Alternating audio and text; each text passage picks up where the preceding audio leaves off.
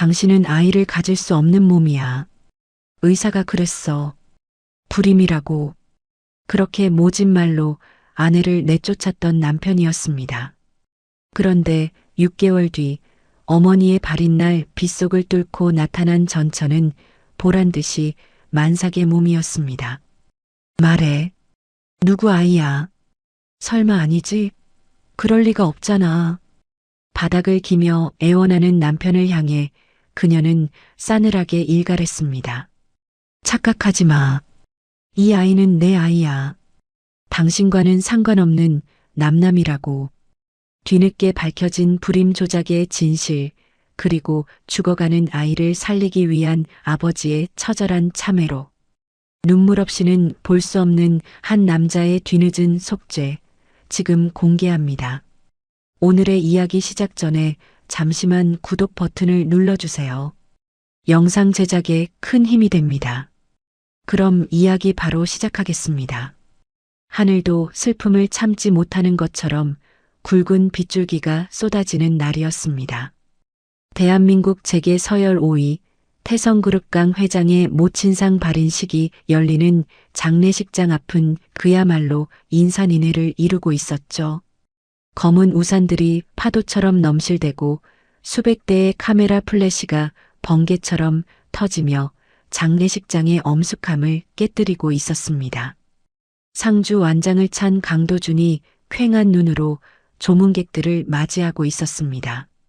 그의 옆에는 아내 최유라가 서 있었는데 그녀는 수시로 손수건으로 눈가를 찍어내며 슬픈 표정을 연기하고 있었네요. 하지만 그녀의 눈동자는 조문객들의 면면을 살피느라 바쁘게 돌아가고 있었습니다. 최유라가 강도준의 팔을 살며시 꼬집으며 귓속말로 속삭였습니다. 여보, 어깨 좀 펴. 김 의원님 오셨잖아. 지금 당신 모습 너무 처량해 보여. 강도준이 깊은 한숨을 내쉬며 마른 세수를 했습니다. 어머니 가시는 길이야. 좀 조용히 해. 가시는 분은 가시는 분이고 산 사람은 살아야지. 오늘 주가 방어 못하면 우리 입지 흔들리는 거 몰라? 당신 사촌들이 지금 지분 싸움하려고 눈에 불을 켜고 있단 말이야. 최유라의 목소리에는 슬픔이라곤 한 조각도 묻어있지 않았습니다. 그녀에게 시어머니의 죽음은 그저 권력을 굳히기 위한 하나의 이벤트일 뿐인 것처럼 보였습니다. 강도준은 그런 아내가 끔찍하게 느껴졌지만 지금 당장은 내색할 기운조차 없어 보였죠. 그때였습니다. 장례식장 입구 쪽에서 웅성거리는 소리가 들려오더니 사진 기자들이 일제히 한 곳으로 달려가기 시작했습니다.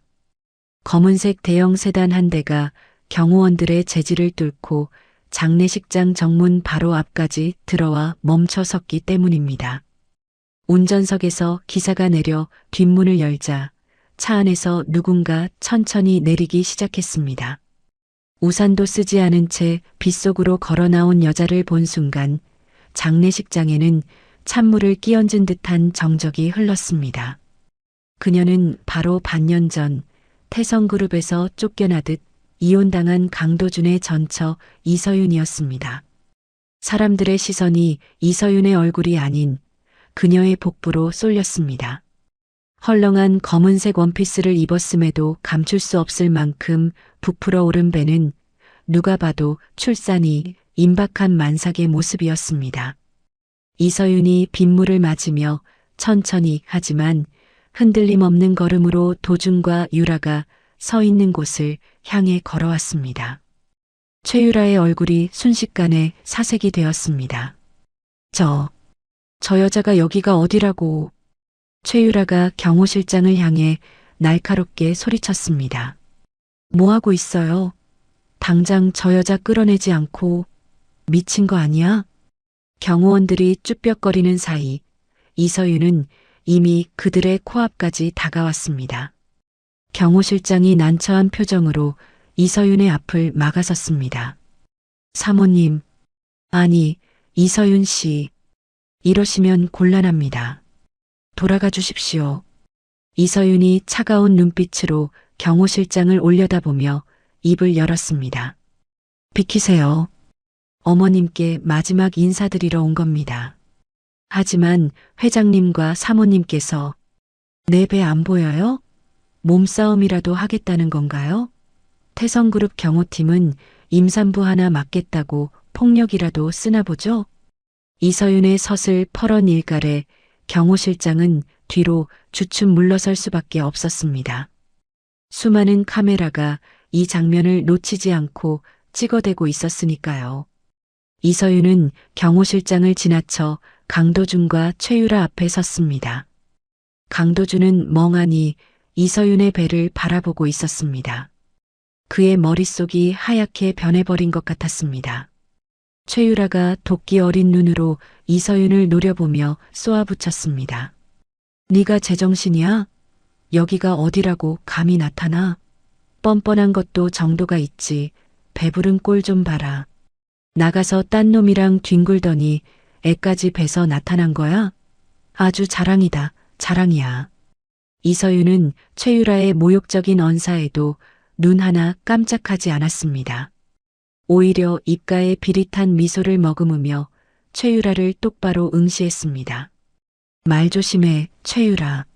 내 그 더러운 입으로 함부로 짓거릴 아이가 아니니까. 뭐, 이 여자가 진짜 돌았나? 여보, 뭐하고 있어? 당신 전처가 저런 꼴로 나타나서 우리 어머니 장례식을 망치고 있잖아. 당장 내쫓으라니까. 최유라가 강도준의 팔을 거칠게 흔들었지만 강도준은 마치 영혼이 빠져나간 사람처럼 움직이지 않았습니다. 이서윤은 그런 두 사람을 투명 인간 취급하며 빈소 입구로 걸음을 옮겼습니다. 영정사진 속 시어머니가 인자한 미소로 그녀를 맞이하고 있었죠. 이서윤은 불편한 몸을 이끌고 힘겹게 무릎을 꿇었습니다. 그녀가 바닥에 손을 짚고 고개를 숙이자 참았던 눈물이 빗물과 섞여 바닥으로 떨어졌습니다. 어머니, 죄송해요. 너무 늦게 왔죠. 약속 못 지켜서 끝까지 곁에 있어드리지 못해서 정말 죄송해요. 이서윤의 어깨가 가늘게 떨렸습니다. 그녀는 배를 어루만지며 영정 사진을 향해 속삭였습니다. 그래도 인사는 드려야 할 것 같아서요. 어머니가 그렇게 보고 싶어 하시던 손주. 저 잘 지키고 있어요. 걱정하지 마시고 편히 쉬세요. 이서윤이 힘겹게 몸을 일으켰습니다. 그녀가 다시 돌아서자 넋이 나간 표정으로 서 있던 강도준과 눈이 마주쳤습니다. 강도준의 시선은 집요할 정도로 이서윤의 푸른 배에 고정되어 있었습니다. 강도준의 입술이 파르르 떨리기 시작했습니다. 서윤아. 이서윤은 대답 대신 싸늘한 눈빛으로 그를 쏘아보았습니다. 강도준이 비틀거리며 한 걸음 다가왔습니다. 그 배, 그 아이. 대체 강도준의 머릿속에서는 복잡한 계산이 돌아가고 있었습니다.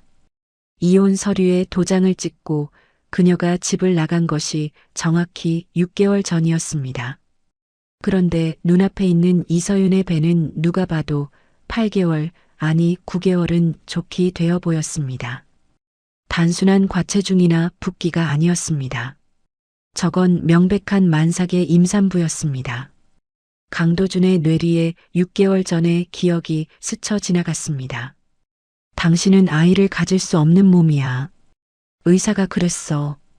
불임이라고. 자신이 내뱉었던 모진 말들이 비수가 되어 가슴을 찔러왔습니다. 강도준이 떨리는 목소리로 물었습니다. 말해. 누구 아이야? 설마. 아니지. 그럴 리가 없잖아. 너 불임이라고 했잖아. 의사가 분명히. 이서윤이 코웃음을 쳤습니다. 불임? 그래. 당신들은 그렇게 믿고 싶었겠지. 그렇게 믿어야 나를 쫓아낼 명분이 생기니까. 그게 무슨 말이야? 설명해. 설명을 해보라고. 설명? 이제 와서 그게 다 무슨 소용이야. 강도준, 당신은 이미 선택했어. 나를 버리고 저 여자를, 그리고 당신 어머니의 죽음조차 이용하려는 저 탐욕스러운 여자 곁을 선택했잖아. 이서윤의 말 한마디 한마디가 천둥 소리보다 더 크게 강도준의 귀를 때렸습니다. 옆에 있던 최유라가 히스테릭하게 소리를 질렀습니다. 듣지 마. 저거 다 거짓말이야. 어디서 굴러먹던 씨인지 알게 뭐야? 당신한테 덮어 씌우려고 작정한 거라고. 여보, 정신 차려. 하지만 강도준의 귀에는 최유라의 목소리가 들리지 않았습니다. 오직 이서윤의 푸른 배만이 시야를 가득 채우고 있었습니다. 헤어질 때 이미 아이가 있었던 것입니다. 자신이 쫓아낼 때 서윤은 이미 자신의 핏줄을 품고 있었습니다. 그 사실을 깨닫는 순간 강도준의 심장이 덜컥 내려앉았습니다. 극심한 현기증이 밀려왔습니다. 강도준의 다리가 제멋대로 풀려버렸습니다. 강도준이 빗물이 흥건한 아스팔트 바닥으로 맥없이 주저앉았습니다. 진흙탕 물이 그의 고급 양복 바지를 적셨지만 그는 일어날 생각조차 하지 못했습니다. 회장님, 비서실장과 경호원들이 기겁하며 달려왔습니다. 하지만 강도준은 그들의 손을 뿌리치며 기어가는 듯한 목소리로 이서윤을 불렀습니다. 서윤아, 잠깐만. 내 말 좀 들어봐. 이게 어떻게 된 건지 내가 알아야겠어. 이서윤은 빗물 속에 처박힌 강도준을 내려다보았습니다. 그녀의 눈에는 일말의 동정심도 남아있지 않았습니다. 그녀는 우산을 받쳐든 운전기사의 에스코트를 받으며 차가운 목소리로 마지막 말을 남겼습니다. 당신이 알아야 할 건 하나뿐이야. 이 아이는 내 아이라는 거. 당신과는 아무 상관없는 오로지 나 이서윤의 아이라는 거. 서윤아, 가지마. 제발. 강도준이 바닥을 기어가듯 손을 뻗었지만 이서윤은 뒤도 돌아보지 않고 차에 올라탔습니다. 육중한 차 문이 쿵 소리를 내며 닫혔습니다. 검은 세단은 망설임 없이 장례식장을 빠져나갔습니다. 멀어지는 차의 뒷모습을 보며 강도준은 바닥을 치며 오열했습니다. 안 돼. 이건 아니야. 뭔가 잘못됐어. 최유라가 씩씩거리며 주저앉은 강도준의 어깨를 잡아챘습니다. 일어나. 기자들이 보고 있잖아. 쪽팔리게 왜 이래? 저딴 여자 쇼에 넘어가서 다 된 밥에 재 뿌릴 거야? 강도준이 천천히 고개를 들어 최유라를 바라보았습니다.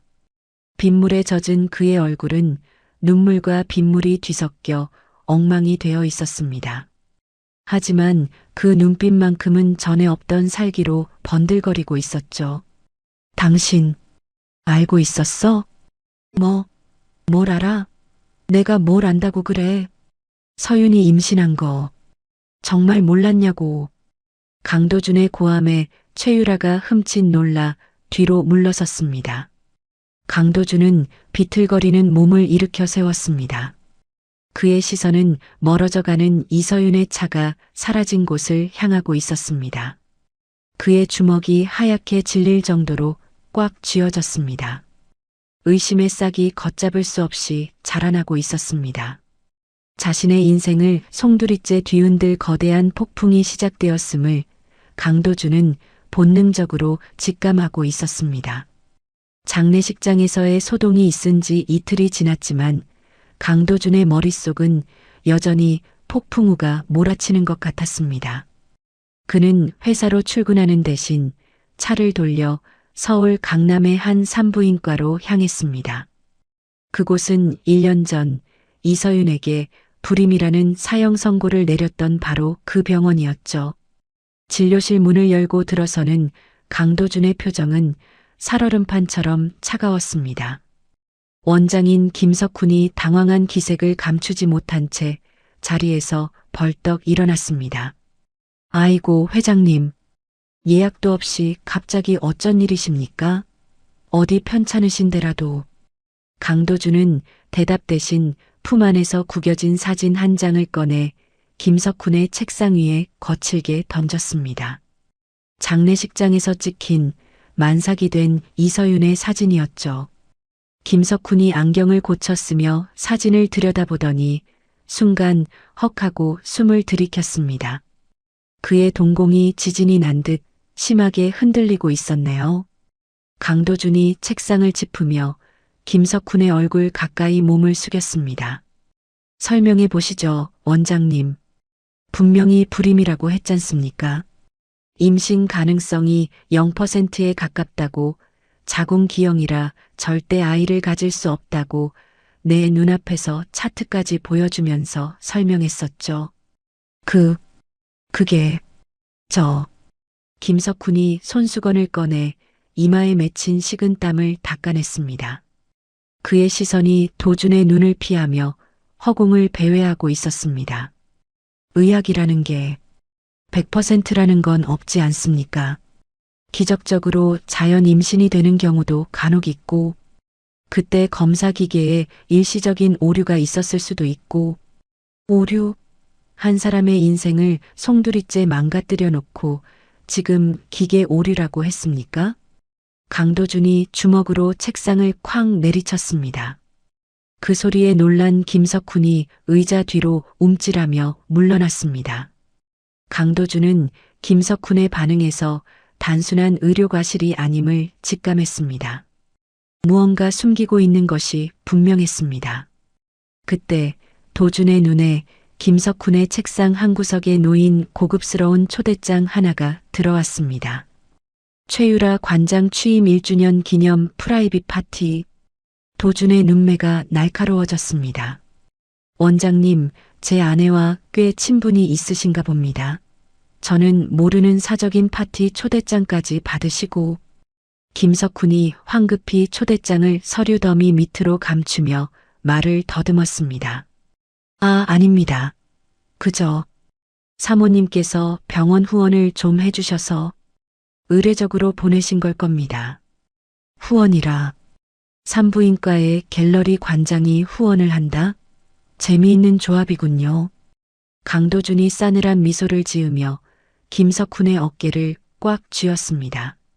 똑바로 말하는 게 좋을 겁니다. 내가 이 병원 하나 문 닫게 하는 건 일도 아니라는 거 잘 아시죠? 이게 정말 기계 오류입니까?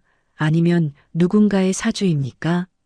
김석훈의 입술이 파르르 떨렸지만 그는 끝까지 입을 다물었습니다. 여기서 입을 열었다가는 최유라에게 당할 보복이 두려웠기 때문이겠죠. 강도준은 더 추궁하는 대신 그를 경멸 어린 시선으로 내려다보며 돌아섰습니다. 오늘은 이만 가보죠. 하지만 다음에 올 때는 내 변호사들과 함께일 겁니다. 그때도 오류라는 변명이 통할지 두고 봅시다. 강도준이 진료실을 나가자마자 김석훈은 다리가 풀려 자리에 주저앉았습니다. 그는 떨리는 손으로 전화기를 들어 단축번호 1번을 눌렀습니다. 같은 시각 태성그룹 본사 회장실이 아닌 비서실장실. 최유라가 초조한 듯 손톱을 물어뜯으며 전화를 받았습니다. 여보세요? 김 원장님? 무슨 일이에요? 사모님, 큰일 났습니다. 강 회장님이 다녀가셨어요. 이서윤 씨 사진을 들이미는데 저러다 다 알게 되겠습니다. 어떡합니까? 최유라의 얼굴이 순식간에 일그러졌습니다. 그녀는 주위를 살피며 목소리를 낮춰 쏘아붙였습니다. 진정해요, 원장님. 당신이 입만 다물면 아무 증거 없어요. 그깟 사진 한 장으로 뭘 어쩌겠어요? 내가 시키는 대로만 해요. 알았어요? 전화를 끄는 최유라가 신경질적으로 휴대폰을 소파에 던졌습니다. 그녀의 눈빛에는 불안감과 도끼가 서려 있었습니다. 그녀는 즉시 인터폰을 눌러 자신의 신복인 비서실장을 호출했습니다. 잠시 후 말끔한 정장 차림의 남자가 들어와 고개를 숙였습니다. 부르셨습니까, 사모님? 최유라가 책상 서랍에서 현금 봉투를 꺼내 남자에게 건넸습니다. 당장 사람 풀어서 이서윤이 어디 숨어 있는지 찾아내요.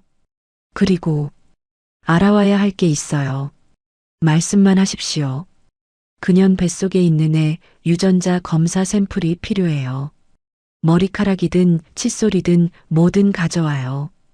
도준 씨가 딴 생각 못하게 확실한 증거를 만들어야겠어. 비서실장이 난처한 표정을 지으며 머뭇거렸습니다. 사모님, 그게 좀 어려울 것 같습니다. 알아보니 이서윤 씨가 사는 곳 보안이 꽤 철저합니다. 게다가 최근에 경호원까지 고용한 것 같습니다. 돈이 얼마가 들든 상관없어. 깡패를 쓰든 도둑을 부르든 알아서 해. 내 눈앞에 결과물만 가져오란 말이야. 최유라의 히스테릭한 고함에 비서실장은 황급히 고개를 조아리고 방을 나갔습니다. 혼자 남은 최유라는 창밖을 바라보며 이를 갈았습니다. 이서윤, 죽은 줄 알았더니 기어코 내 앞길을 막아? 누구 좋으라고. 절대 안 뺏겨. 이 자리는 내 거야. 오후가 되자 강도준은 이서윤이 운영한다는 유아용품 스타트업 회사 베베 윤의 사무실을 찾아갔습니다.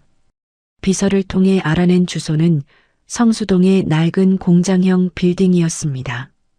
이런 곳에서 만삭의 몸으로 일하고 있을 서윤을 생각하니 가슴 한구석이 욱신거렸습니다.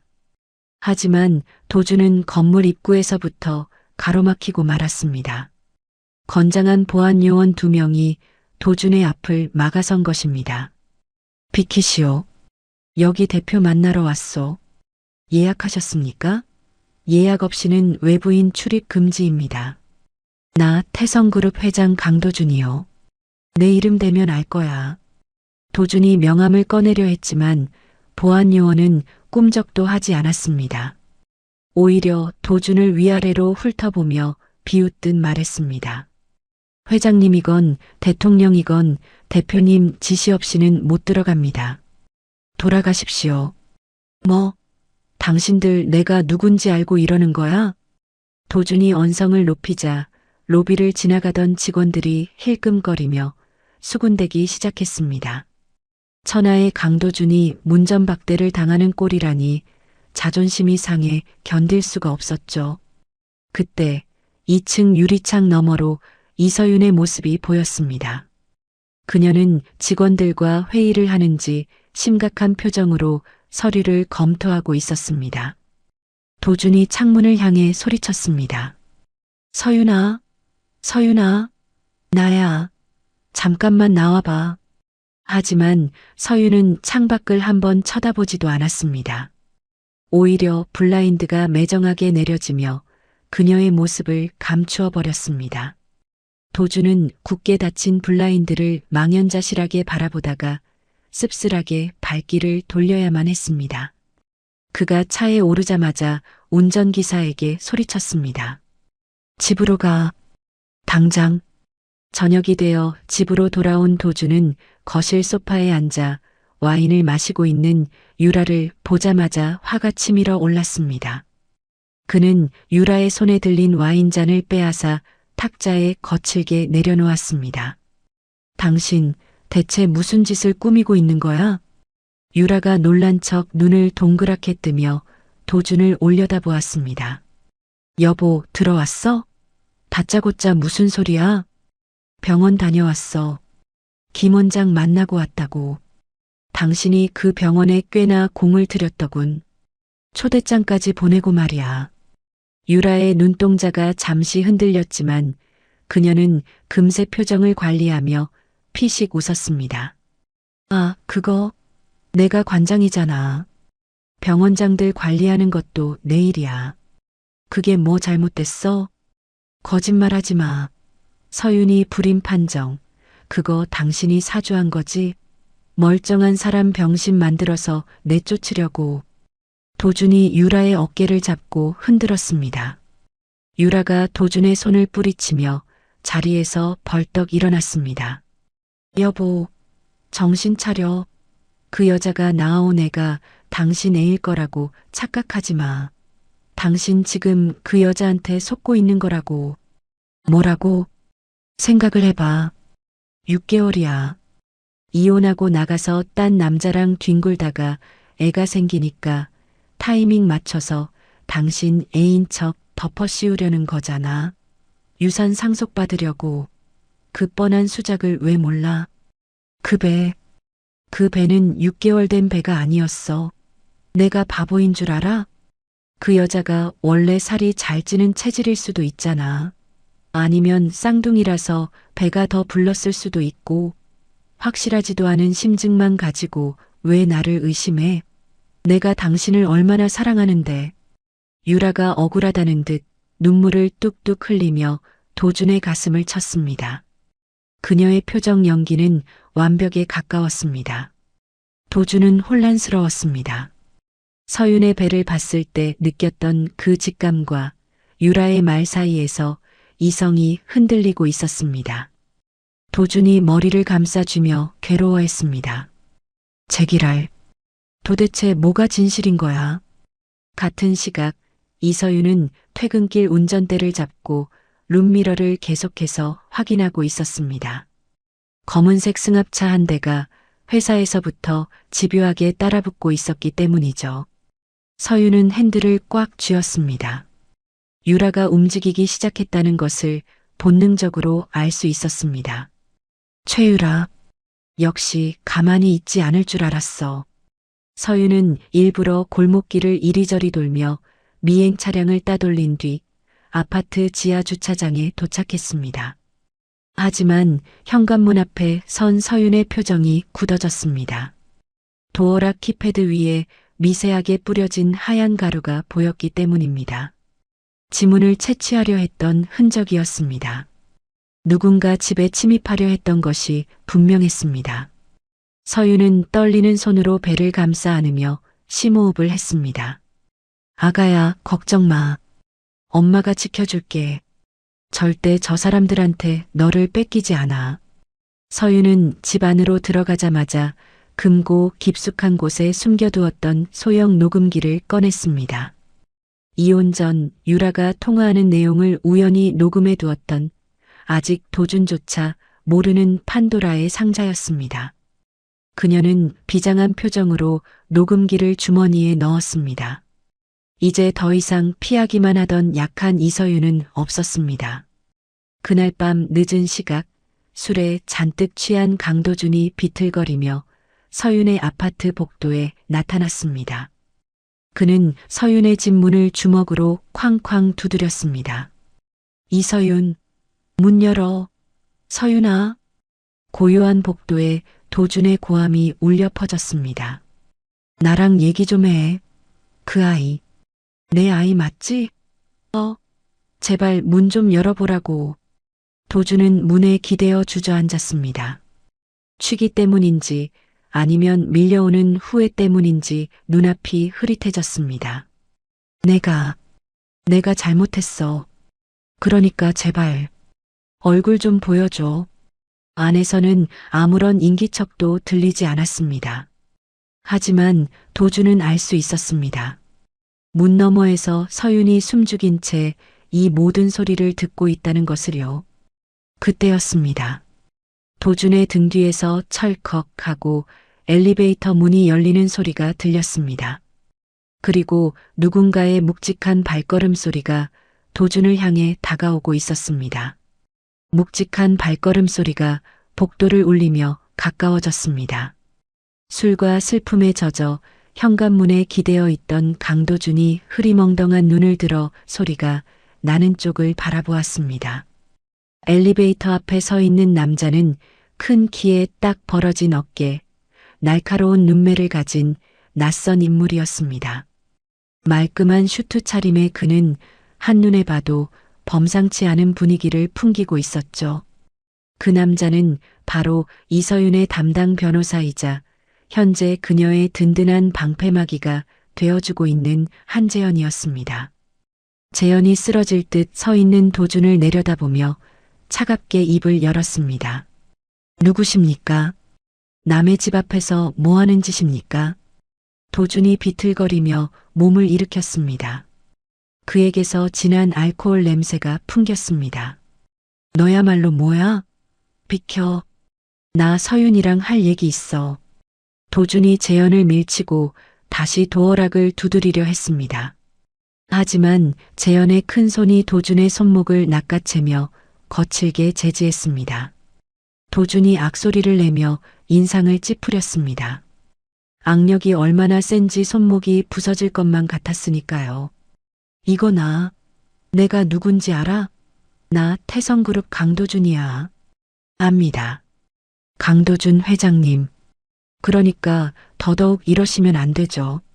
재현이 품 안에서 서류 봉투 하나를 꺼내 도준의 가슴팍에 툭 던졌습니다. 법원에서 발부받은 접근 금지 명령 신청서입니다. 이 시간 이후로 의뢰인 이서윤 씨 반경 100m 이내 접근을 금지합니다. 어길 시 형사처벌 대상이라는 거 잘 아시겠죠? 접근 금지? 의뢰인? 도준이 바닥에 떨어진 서류를 멍하니 바라보았습니다. 기가 막힌다는 듯 헛웃음을 흘리던 도준이 재현의 멱살을 잡으려 달려들었습니다. 네가 뭔데 우리 사이를 갈라놓으려 해. 변호사 나부랭이가. 하지만 재현은 눈 하나 깜짝하지 않고 도준의 팔을 비틀어 벽으로 밀어붙였습니다. 쿵 하는 소리와 함께 도준의 얼굴이 차가운 복도 벽에 처박혔습니다. 재현이 도준의 귓가에 낳고 위협적인 목소리로 속삭였습니다. 변호사 나부랭이가 아니라 현재 이서윤 씨와 뱃속 아이의 법적 보호자 자격으로 말하는 겁니다. 당신은 아빠 자격 없습니다. 술주정 부리지 말고 꺼지세요. 그때 굳게 닫혀있던 현관문이 열렸습니다. 도준이 고개를 돌려 간절한 눈빛으로 문 쪽을 바라보았습니다. 그곳에는 이서윤이 서늘한 표정으로 서 있었습니다. 그녀는 도준이 제압당해 있는 꼴을 보고도 눈썹 하나 까딱하지 않았습니다. 오히려 벌레를 보는 듯한 경멸 어린 시선을 보냈죠. 서윤아. 도준이 힘없는 목소리로 그녀를 불렀습니다. 서윤이 팔짱을 낀 채 싸늘하게 내뱉었습니다. 변호사님, 경찰 부를까요? 아닙니다. 알아서 가실 겁니다. 들어가 계세요. 몸도 무거우신데. 재현이 서윤을 걱정스럽게 바라보며 부드러운 목소리로 말했습니다. 도준을 대할 때와는 180도 다른 태도였죠. 도준의 눈에 질투와 분노가 이글거렸습니다. 서윤아, 저 자식 누구야? 저놈이랑 무슨 사이냐고. 내 아이 데리고 저놈이랑 살려는 거야? 도준의 고함에 서윤이 피식 웃음을 터뜨렸습니다. 내 아이, 이제 와서 내 아이. 서윤이 천천히 도준 앞으로 걸어 나왔습니다. 그녀는 도준의 눈을 똑바로 응시하며 또박또박 말했습니다. 착각하지 마, 강도준. 이 아이는 내 아이야. 너랑은 피 한 방울 안 섞인 남남이라고. 네가 날 버린 그 순간 넌 이 아이에 대한 모든 권리를 포기한 거야. 그게 무슨 말이야? 내 핏줄이잖아. 내가 아빠잖아. 아빠, 넌 그럴 자격 없어. 불임이라고 거짓말해서 내쫓을 땐 언제고 이제 와서 아빠 노릇하겠다고? 역겨워. 당장 내 눈앞에서 사라져. 서윤은 미련 없이 뒤돌아섰습니다. 재현이 도준을 놓아주며 서윤을 부축해 집 안으로 들어갔습니다. 쾅 닫히는 문소리가 도준의 심장에 비수를 꽂는 듯 했습니다. 복도에 홀로 남겨진 도준은 주먹으로 바닥을 내리치며 울부짖었습니다. 하지만 닫힌 문은 다시는 열리지 않았습니다. 다음 날 아침 태성그룹 법무팀장 대신 개인 변호사를 대동한 도준이 다시 김석훈의 산부인과를 찾았습니다. 어제와 달리 말끔한 정장 차림이었지만 눈빛은 어제보다 더 살벌하게 번뜩이고 있었죠. 원장실에 들어선 도준은 변호사에게 눈짓을 했습니다. 변호사가 서류 한 뭉치를 김석훈의 책상 위에 내려놓았습니다. 의료법 위반, 허위 진단서 작성, 개인정보 보호법 위반, 그리고 사기 혐의에 대한 고소장 초안입니다. 김석훈이 사색이 되어 서류를 들춰보았습니다. 그의 손이 덜덜 떨리고 있었네요. 도준이 소파에 다리를 꼬고 앉아 차가운 목소리로 말했습니다. 원장님, 선택하세요. 이대로 의사 면허 박탈당하고 감옥에 가시겠습니까? 아니면 진실을 말하고 선처를 구하시겠습니까? 내 인내심이 그리 길지 않다는 건 잘 아실 텐데요. 회장님, 저는 정말 시키는 대로 했을 뿐입니다. 김석훈이 바닥에 무릎을 꿇고 도준의 바짓가랑이를 잡으며 애원했습니다. 도준이 혐오스럽다는 듯 발을 빼며 소리쳤습니다. 누가 시켰어? 말해. 누가 시켰냐고. 최유라 사모님이십니다. 사모님이 거액을 주면서 그냥 차트만 좀 조작해달라고.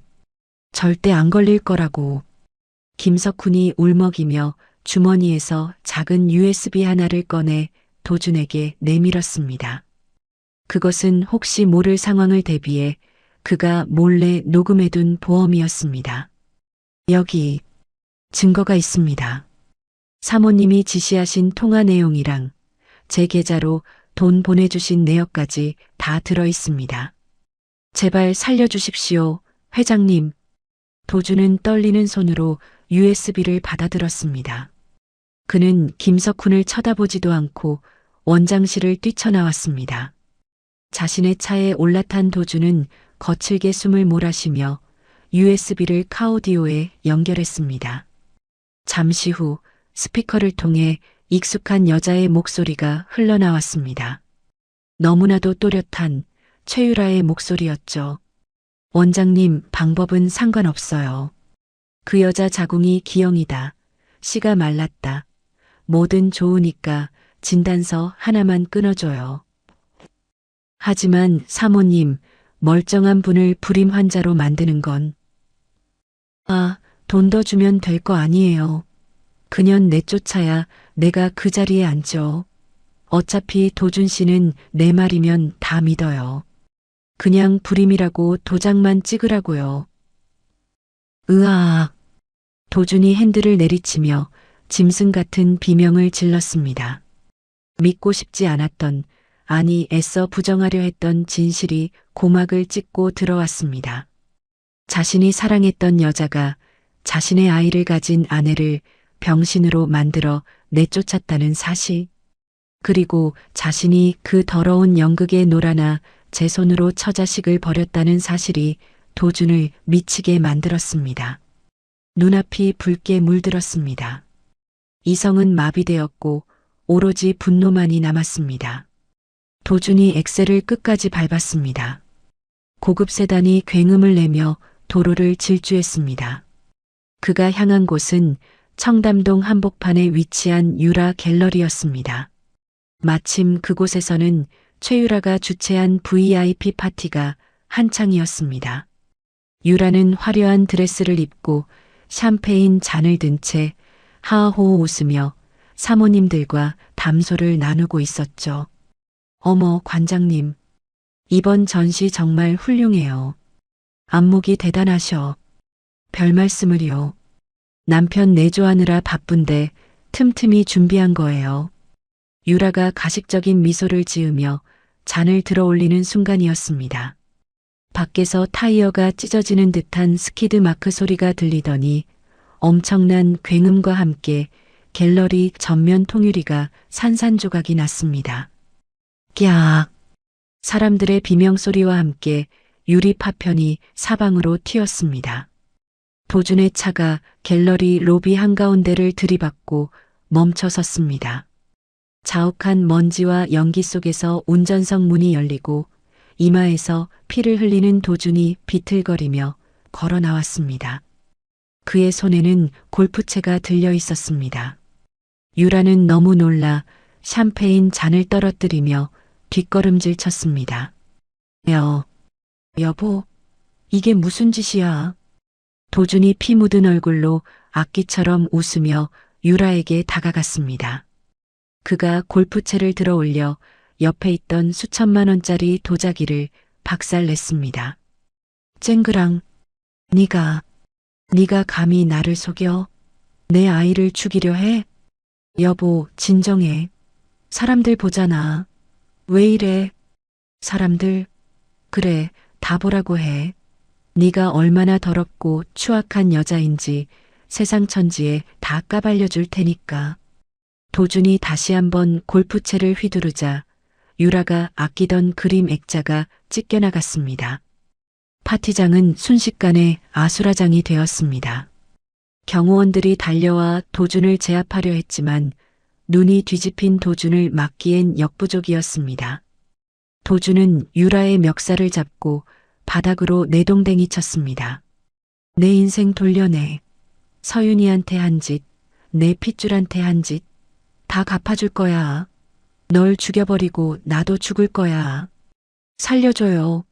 미쳤어. 이 사람 미쳤다고. 유라가 비명을 지르며 바닥을 기어 도망쳤습니다. 곧이어 사이렌 소리가 들려오고 경찰들이 들이닥쳐 난동을 부리는 도준을 포위했습니다. 테이저건의 불빛이 번쩍이고 도준이 바닥에 쓰러지면서도 유라를 향해 저주를 퍼붓는 모습이 파티에 온 손님들의 휴대폰 카메라에 고스란히 담겼습니다. 한편 TV 뉴스를 통해 이 모든 상황을 지켜보고 있는 사람들이 있었습니다. 이서윤의 거실, 서윤과 재현이 나란히 소파에 앉아 속보로 전해지는 재벌 회장의 갤러리 난동 사건을 보고 있었죠. 화면 속에서 경찰에 연행되는 도준의 모습은 처참하기 그지없었습니다. 서윤이 찻잔을 내려놓으며 무표정한 얼굴로 입을 열었습니다. 하지만 그녀의 손끝은 미세하게 떨리고 있었습니다. 결국 진실을 알았군요. 재현이 리모컨으로 TV를 끄며 서윤을 바라보았습니다. 이제 시작입니다. 최유라는 이 사건을 이용해 도준을 경영 일선에서 물러나게 하려 할 겁니다. 이사회와 주주들을 이미 포섭해뒀거든요. 회장의 정신 불안정을 이유로 해임안을 상정하겠죠. 그 여자가 회사를 집어삼키게 둘 순 없어요. 그 회사는 어머님이 평생을 바쳐 지켜온 곳이에요. 서윤의 눈빛이 단단해졌습니다. 그녀는 배를 어루만지며 결심한 듯 재현을 바라보았습니다. 변호사님, 준비해둔 카드. 이제 써야겠어요. 다가오는 주주총회, 우리가 참석합니다. 재현이 든든한 미소를 지으며 고개를 끄덕였습니다. 네, 서윤 씨. 제가 완벽하게 판을 짜놓겠습니다. 최유라가 가장 높은 곳에 올라갔다고 착각하는 순간 바닥으로 끌어내리죠. 그게 진정한 복수니까요. 창밖에는 여전히 비가 내리고 있었지만 서윤의 얼굴에는 비장함을 넘어선 서늘한 평온함이 감돌고 있었습니다. 폭풍의 눈 한가운데로 걸어 들어갈 준비를 마친 전사의 눈빛이었습니다. 갤러리 난동 사건으로부터 한 달이라는 시간이 흘렀습니다.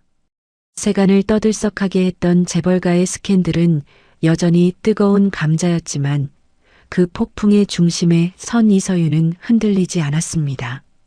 오히려 그녀는 자신의 이름을 건 유아용품 브랜드 베베 윤의 런칭 쇼케이스를 강행하기로 결정했죠. 행사 시작 10분 전 대기실의 공기는 팽팽하게 당겨진 활시위 같았습니다. 이서윤이 창백한 얼굴로 소파에 기대어 거친 숨을 몰아쉬고 있었습니다. 이제 임신 9개월 차에 접어든 그녀의 배는 터질 듯 불러 있었고 다리는 코끼리 다리처럼 퉁퉁 부어 구두조차 신기 버거워 보였습니다. 직원이 걱정스러운 얼굴로 물수건을 건네며 물었습니다. 대표님, 정말 괜찮으시겠어요? 안색이 너무 안 좋으세요. 지금이라도 순서를 좀 줄이거나 대독하는 게.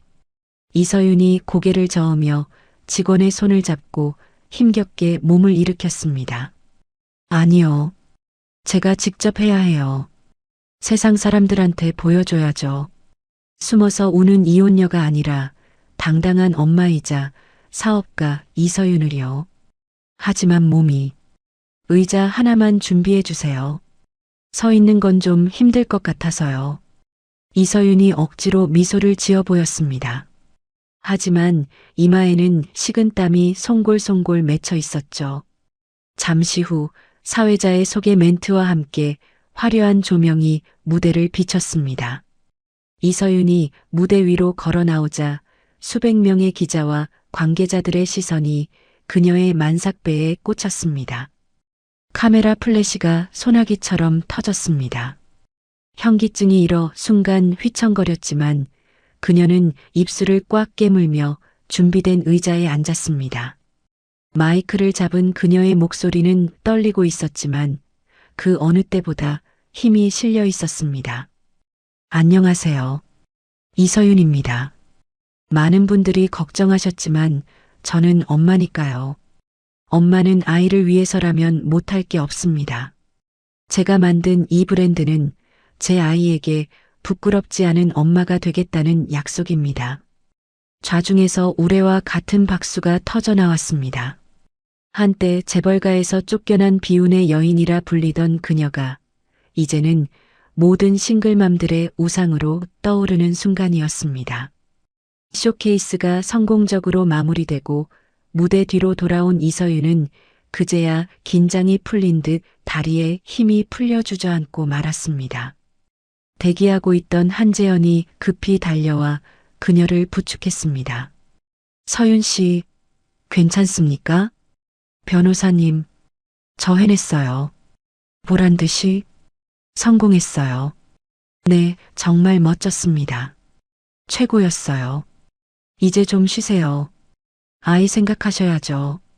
재현이 자신의 재킷을 벗어 서윤의 어깨에 덮어주었습니다.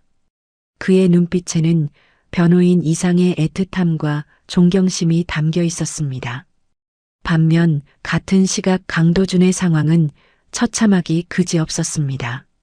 그는 갤러리 난동 사건 이후 자택에 사실상 감금되다시피 지내고 있었으니까요. 최유라가 주도하는 이사회는 도준의 정신적 불안정과 폭력 성향을 문제 삼아 직무 정지를 의결해버린 상태였습니다. 난장판이 된 거실, 도준은 덥수룩하게 수염이 자란 얼굴로 소파에 누워 위스키 병을 비우고 있었습니다. 초인종 소리가 울렸지만 그는 대꾸조차 하지 않았습니다. 하지만 도우미 아주머니가 조심스럽게 문을 열고 들어왔습니다. 회장님, 손님이 오셨습니다. 아무도 안 만난다고 했잖아. 다 꺼지라고 해. 도준이 술병을 던지며 고함을 질렀습니다. 하지만 방문객은 이미 거실로 들어서고 있었습니다. 백발이 성성한 노신사, 바로 돌아가신 어머니의 전담 고문 변호사였던 김 변호사였습니다. 김 변호사는 바닥에 뒹구는 술병들을 보며 혀를 차더니 도준의 맞은편 소파에 앉았습니다. 꼴이 이게 뭡니까? 회장님, 선대 회장님께서 보시면 통곡하시겠습니다. 도준이 흐릿한 눈으로 김 변호사를 노려보았습니다. 김 변호사님, 여긴 웬일이십니까? 저 이제 회장 아닙니다. 곧 쫓겨날 판인데 볼 일 없으실 텐데요. 어머니께서 남기신 마지막 유언을 전하러 왔습니다. 유언이요? 장례식 때 다 공개된 거 아닙니까? 유라 그 여자한테 갤러리 지분 넘긴다는 거. 그건 대외용 유언장이었습니다. 진짜 유언장은 따로 있습니다. 회장님이 안정을 찾을 때까지 기다렸다가 전하라는 고인의 언명이 계셨죠. 김 변호사가 가죽 가방에서 봉인된 서류 봉투 하나를 꺼내 테이블 위에 올려놓았습니다. 도준이 떨리는 손으로 봉투를 집어들었습니다. 봉투를 뜯자 낯익은 어머니의 필체로 쓰인 편지와 법적 효력이 있는 유언 공증 서류가 나왔습니다. 도준은 편지를 읽어 내려가다 숨을 멈췄습니다. 사랑하는 아들 도준아, 네가 이 편지를 읽을 때쯤이면 나는 이미 이 세상 사람이 아니겠구나. 못난 어미가 너에게 진실을 말하지 못하고 떠나는 걸 용서해다오. 도준의 눈시울이 붉어졌습니다. 김 변호사가 나직한 목소리로 설명을 덧붙였습니다. 6개월 전이었습니다. 이서윤 씨가 이혼당하고 쫓겨난 지 얼마 안 됐을 때였죠. 며느님이 한밤중에 몰래 병원 중환자실로 찾아왔었습니다. 네, 서윤이가요?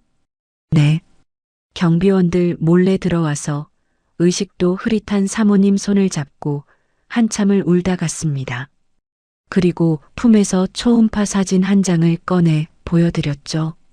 할머니가 되신 걸 축하드린다면서요. 도준의 손이 심하게 떨리기 시작했습니다. 어머니는 알고 계셨던 겁니다. 자신의 손주가 자라고 있다는 것을, 그리고 며느리가 억울하게 쫓겨났다는 것을요. 사모님께서는 산소호흡기 때문에 말씀을 못하셨지만 눈물을 흘리며 고개를 끄덕이셨습니다. 그리고 다음 날 급히 저를 부르셔서 이 유언장을 작성하셨습니다. 도준이 다시 편지로 시선을 돌렸습니다. 내 며느리 서윤이 뱃속에 있는 아이를 태성그룹의 유일한 적통 손주로 인정한다. 이에 본인이 소유한 태성그룹 차명 지분 전량을 태어날 아이에게 상속한다. 도준아, 부디 내 핏줄을 지켜다오. 그게 어미의 마지막 소원이다. 어머니. 도준이 유언장을 가슴에 품고 오열했습니다. 짐승처럼 울부짖는 소리가 텅 빈 거실을 가득 채웠습니다.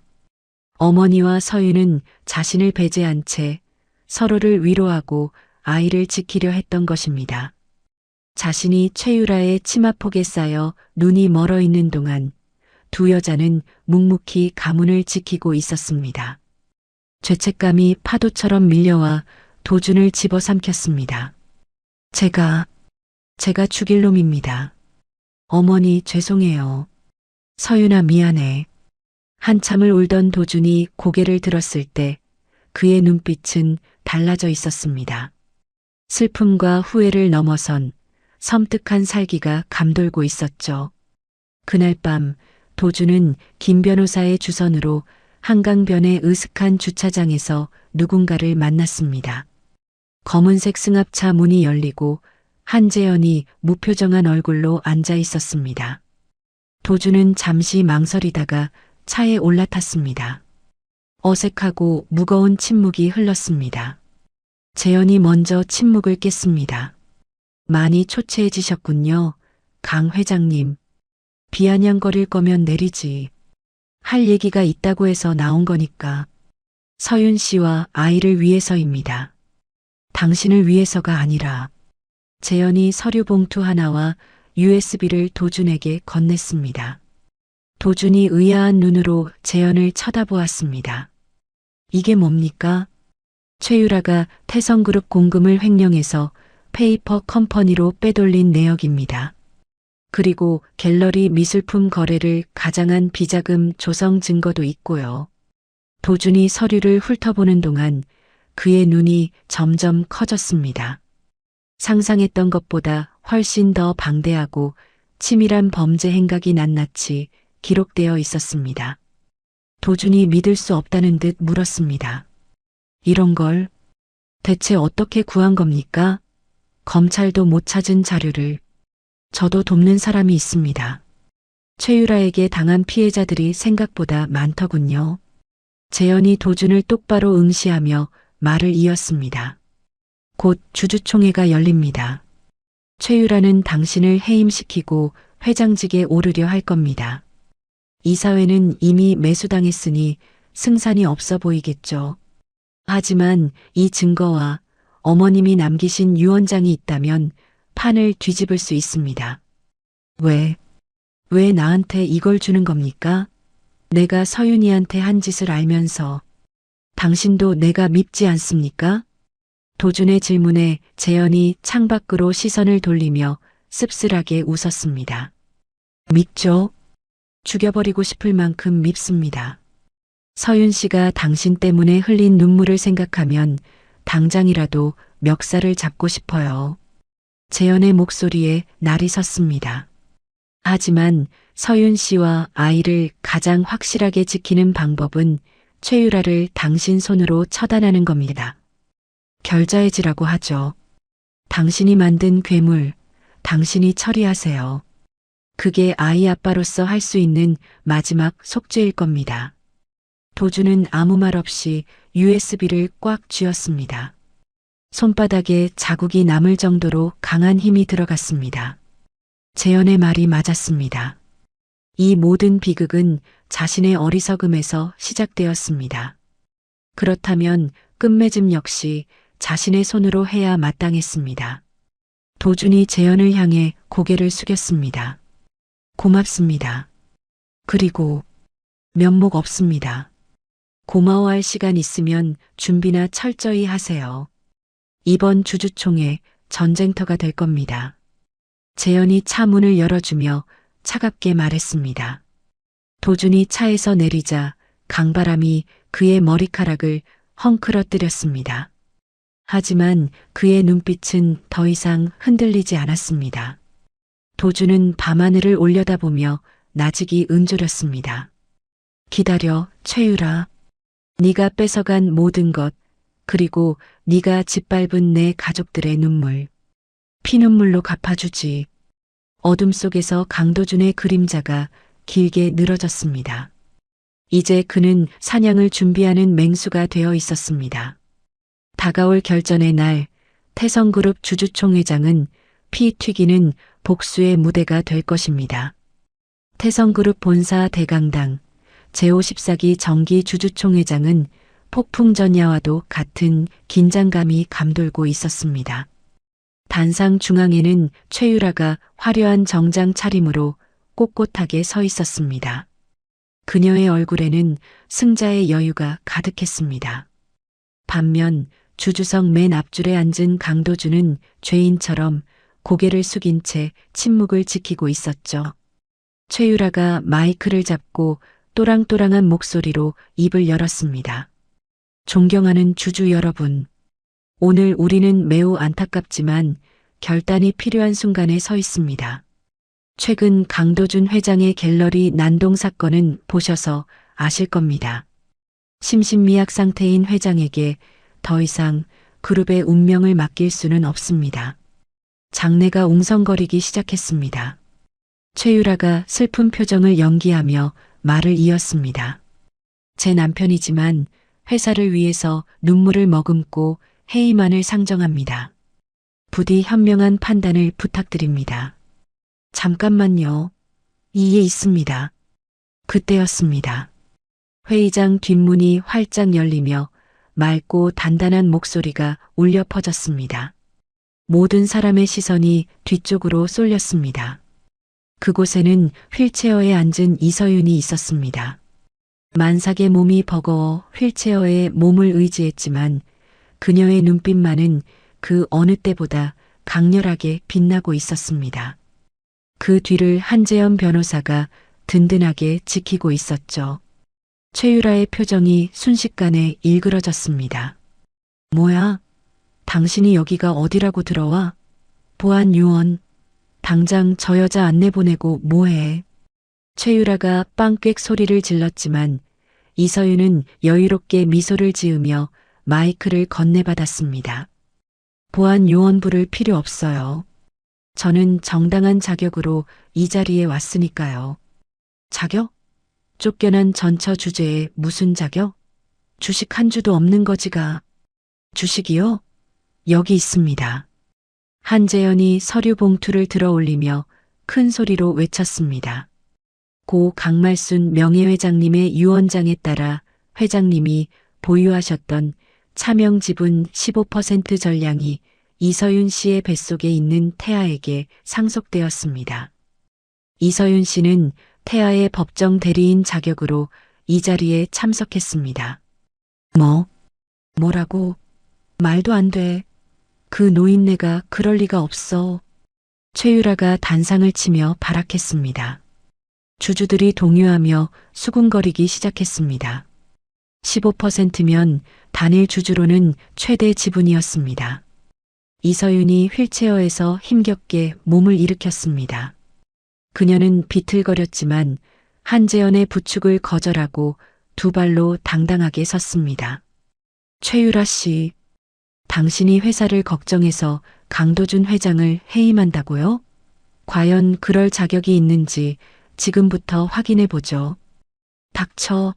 어디서 개수작이야. 저 여자 당장 끌어내. 틀어주세요. 이서윤의 지시에 대형 스크린의 화면이 바뀌었습니다. 첫 번째 영상은 강도준이 확보했던 산부인과 의사의 자백 영상과 녹취록이었습니다. 스피커를 통해 최유라의 표독스러운 목소리가 적나라하게 흘러나왔습니다. 돈 더 줄 테니까 불임 진단서 끊어. 그년 내쫓아야 내가 안방 차지할 거 아니야. 회의장이 충격으로 얼어붙었습니다. 주주들은 경악하며 입을 다물지 못했습니다. 최유라의 얼굴이 하얗게 질려갔습니다. 저거 조작이야. 요즘 딥페이크 기술이 얼마나 좋은데. 저 여자 사기꾼이라고.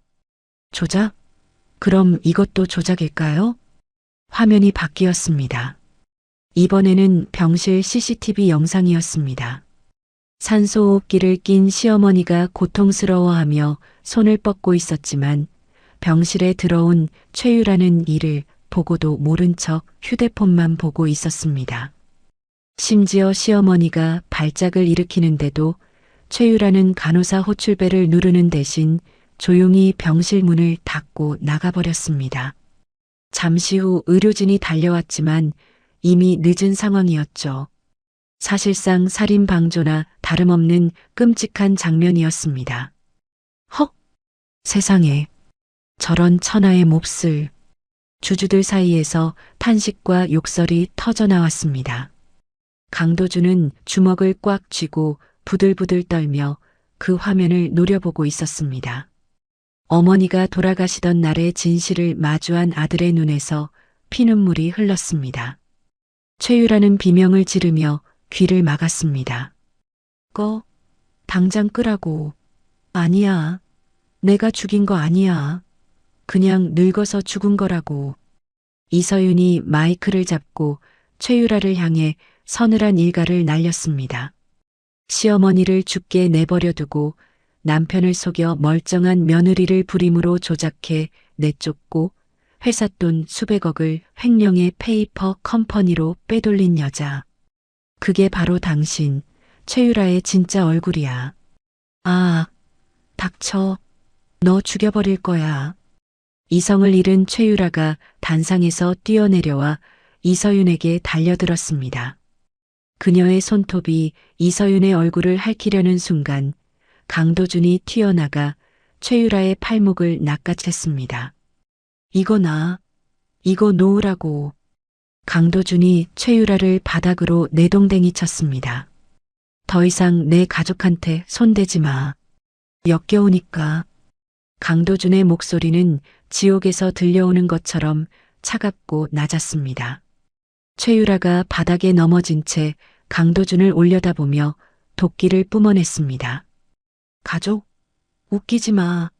넌 그냥 멍청이였어. 내가 하라는 대로 다 믿는 등신이었다고. 그때 회의장 문이 열리고 정복을 입은 검찰 수사관들이 들이닥쳤습니다. 최유라 씨, 특정경제범죄 가중처벌 등에 관한 법률 위반, 횡령 및 배임, 그리고 존속살해, 방조 혐의로 긴급 체포합니다. 수사관들이 최유라의 양팔을 꺾어 수갑을 채웠습니다. 철컥하는 차가운 금속음이 회의장에 울려 퍼졌습니다. 최유라가 몸부림치며 소리쳤습니다. 이거 안 풀어? 내가 누군 줄 알아? 우리 아빠한테 전화해. 여보, 도준 씨, 뭐 하고 있어? 나 좀 구해줘. 강도준은 고개를 돌려 그녀를 외면했습니다. 끌려가던 최유라가 악을 쓰며 저주를 퍼부었습니다. 강도준, 이서윤, 니들이 이긴 것 같지? 두고 봐. 내가 가만 안 둬. 다 죽여버릴 거야. 최유라의 절규가 멀어지고 회의장에는 무거운 침묵만이 남았습니다. 모든 시선이 강도준에게 쏠렸습니다. 강도준은 천천히 단상 위로 걸어 올라갔습니다. 그리고 주주들을 향해 털썩 무릎을 꿇었습니다. 그가 바닥에 머리를 박으며 큰 절을 올렸습니다. 죄송합니다. 모든 것은 제 불찰이고 제 무능 탓입니다. 가정을 지키지 못하고 어머니를 지키지 못하고 회사를 범죄자의 소굴로 만든 죄, 죽어 마땅합니다. 강도준의 어깨가 흐느낌으로 들썩였습니다. 저는 오늘부로 태성그룹 회장직에서 사임하고 제가 가진 모든 지분을 사회에 환원하겠습니다. 그리고 경영권은 전문 경영인에게 일임하여 다시는 이런 비극이 일어나지 않도록 하겠습니다. 죄송합니다. 정말 죄송합니다. 주주들은 숙연한 표정으로 그 모습을 지켜보았습니다. 오만했던 재벌 회장의 처절한 몰락이자 뒤늦은 참회였습니다. 강도준이 비틀거리며 단상에서 내려왔습니다. 그의 발걸음이 향한 곳은 이서윤이었습니다. 이서윤은 휠체어에 앉아 무표정한 얼굴로 강도준을 바라보고 있었습니다. 강도준이 이서윤 앞에 멈춰 섰습니다. 손을 뻗으면 닿을 거리였지만 두 사람 사이에는 건널 수 없는 강이 흐르고 있었습니다. 강도준이 떨리는 손을 들어 올리려다 차마 닿지 못하고 주먹을 쥐었습니다. 서윤아, 미안하다. 정말 미안하다는 말밖에는. 이서윤은 대답하지 않았습니다. 대신 옆에 서 있던 한재현이 한 발짝 앞으로 나와 강도준을 막아섰습니다. 그만하시죠. 사과는 법정에서 최유라 씨에게나 받으십시오. 제 의뢰인은 지금 매우 피곤한 상태입니다. 강도준이 씁쓸한 미소를 지으며 고개를 끄덕였습니다. 그는 한재현에게 시선을 돌려 깊이 고개를 숙였습니다. 부탁합니다. 변호사님이 우리 서윤이랑 아이 잘 지켜주십시오. 저 같은 놈은 잊고 행복하게 살 수 있게. 걱정 마십시오. 당신이 부탁하지 않아도 그럴 겁니다. 한재현이 단호하게 대답했습니다. 한재현은 휠체어를 밀고 회의장 출구를 향해 걸어가기 시작했습니다. 수많은 카메라 플래시가 그들의 뒷모습을 비쳤습니다. 이서윤은 단 한 번도 뒤를 돌아보지 않았습니다.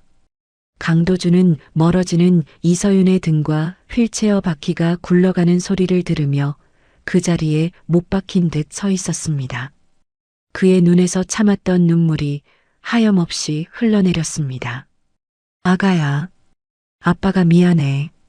정말 미안해. 회의장 밖으로 나온 이서윤과 한재현은 쏟아지는 기자들의 질문 세례를 받았습니다. 대표님, 승리하신 소감이 어떠십니까? 강 회장의 사임을 예상하셨습니까? 앞으로 태성그룹 경영에 참여하실 겁니까? 이서윤은 피로가 몰려오는 듯 눈을 지그시 감았다 떴습니다. 그녀가 한재현의 손을 살며시 잡으며 작은 목소리로 말했습니다. 변호사님, 저 이제 좀 쉬고 싶어요. 너무 힘드네요. 한재현이 기자들을 손으로 막으며 단호하게 말했습니다. 인터뷰는 나중에 하겠습니다. 산모가 안정이 필요합니다. 비켜주십시오. 한재현은 능숙하게 기자들을 따돌리고 준비된 차에 이서윤을 태웠습니다. 차 문이 닫히고 바깥 세상의 소음이 차단되자 차 안에는 고요한 평화가 찾아왔습니다. 이서윤이 창밖으로 스쳐 지나가는 한강을 바라보며 깊은 한숨을 내쉬었습니다. 길고 길었던 싸움이 끝났습니다. 복수는 성공했고 억울함은 풀렸습니다. 하지만 가슴 한구석이 뻥 뚫린 듯한 공허함은 어쩔 수가 없었습니다. 한재현이 백미러로 이서윤을 살피며 조심스럽게 물었습니다. 괜찮으십니까? 네. 그냥 좀 어지러워서요. 이제 다 끝난 거겠죠? 네. 다 끝났습니다. 최유라는 죗값을 치를 거고 강도준도 물러났으니 이제 서윤 씨와 아이의 행복만 생각하시면 됩니다. 행복. 이서윤이 배를 쓰다듬으며 씁쓸하게 웃었습니다. 그때 갑자기 배가 뭉치는 듯한 통증이 느껴졌습니다. 이서윤이 미간을 찌푸리며 신음했습니다. 아, 왜 그러십니까? 어디 불편하세요? 아니에요. 그냥 배가 좀 땡겨서 신경을 너무 많이 썼나 봐요. 이서윤은 대수롭지 않게 넘겼지만 식은땀이 흐르는 것을 멈출 수가 없었습니다. 이것이 단순한 스트레스성 통증이 아니라 또 다른 불행의 예고편이라는 것을 그때는 아무도 알지 못했습니다. 폭풍은 지나갔다고 생각했지만 더 큰 파도가 저 멀리서 밀려오고 있었습니다. 승리의 달콤함은 한여름 밤의 꿈처럼 너무나 짧았습니다. 주주총회에서의 통쾌한 복수가 끝난 지 불과 3일이 지난 새벽이었습니다. 이서윤은 잠결에 배를 쥐어짜는 듯한 끔찍한 통증을 느끼며 눈을 떴습니다. 그녀의 침대 시트는 이미 양수로 흥건하게 젖어 있었습니다. 예정일이 아직 2주나 남았는데 아이가 세상 밖으로 나오려 하고 있었습니다. 이서윤이 식은땀으로 젖은 손으로 협탁 위에 휴대폰을 더듬어 단축번호 1번을 눌렀습니다. 변호사님, 아파요. 애가 나올 것 같아요. 수화기 너머로 한재연의 다급한 목소리가 들리더니 곧바로 전화가 끊겼습니다. 불과 10분도 되지 않아 현관문 도어락이 열리는 소리가 들렸고 한재연이 침실로 뛰어들어왔습니다. 그는 고통에 몸부림치는 이서윤을 번쩍 안아들고 지하 주차장으로 내달렸습니다. 응급실로 향하는 차 안에서 이서윤은 한재연의 옷자락을 꽉 쥐고 가쁜 숨을 몰아쉬었습니다. 변호사님, 우리 아기 아직 나오면 안 되는데 너무 빠른데 걱정 마세요. 요즘 의학 기술이 좋아서 2주 정도는 아무 문제 없습니다. 서윤 씨, 정신 차리세요. 숨 크게 쉬시고요. 한재연이 이서윤의 손을 꼭 잡아주며 안심시켰지만 엑셀을 밟는 그의 발에는 초조함이 묻어났습니다. 병원에 도착하자마자 의료진들이 침대를 끌고 나와 이서윤을 분만실로 옮겼습니다. 분만실 문이 닫히고 밖에서는 이서윤의 비명소리가 복도를 울렸습니다. 한재연은 분만실 앞을 서성이며 입술이 바짝바짝 마르는 것을 느꼈습니다. 시간이 얼마나 흘렀을까요? 보통의 경우라면 우렁찬 아기 울음소리가 들려야 했지만 분만실 안은 이상하리만치 고요했습니다. 의료진들이 다급하게 오가는 소리와 기계음만이 날카롭게 들려올 뿐이었습니다. 불길한 예감이 한재연의 등골을 서늘하게 훑고 지나갔습니다. 잠시 후 마스크를 쓴 담당 교수가 땀범벅이 된 채 밖으로 나왔습니다. 한재연이 달려가 교수의 팔을 붙잡았습니다. 선생님, 산모는요? 아이는요? 왜 울음소리가 안 들립니까? 교수가 심각한 표정으로 고개를 저었습니다. 산모는 무사합니다. 다만 아이 상태가 좋지 않습니다. 호흡이 너무 미약하고 전신에 원인 모를 붉은 반점이 퍼져 있어서 급히 신생아 중환자실로 옮겼습니다. 네, 반점이라니요? 그게 무슨 소리입니까? 정밀 검사를 해봐야겠지만 마음의 준비를 하셔야 할 것 같습니다. 한재연의 다리에 힘이 풀렸습니다. 이제 막 세상의 빛을 본 아이에게 그리고 그 아이 하나만을 바라보고 버텨온 이서윤에게 너무나 가혹한 시련이었습니다. 이서윤은 마취에서 깨어나자마자 아이를 찾았습니다. 그녀는 링거 바늘을 뽑아버릴 기세로 몸을 일으키려 했습니다. 내 아기, 우리 우주 어디 갔어요? 왜 안 보여줘요? 간호사들이 이서윤을 진정시키려 애썼지만 소용없었습니다. 결국 휠체어를 타고 신생아 중환자실 유리창 앞에 선 이서윤은 인큐베이터 안에 누워있는 작디작은 생명을 보고 입을 틀어막았습니다. 아이의 온몸에는 멍이 든 것처럼 붉은 반점이 뒤덮여 있었고 코와 입에는 굵은 호스들이 주렁주렁 매달려 있었습니다. 가슴이 찢어지는 듯한 광경에 이서윤이 오열했습니다. 아가, 엄마가 미안해. 엄마가 스트레스를 너무 많이 받아서 내가 널 아프게 했어. 담당 교수가 차트를 들고 무거운 발걸음으로 다가왔습니다. 보호자분, 검사 결과가 나왔습니다. 이서윤이 눈물 젖은 얼굴로 교수를 올려다보았습니다.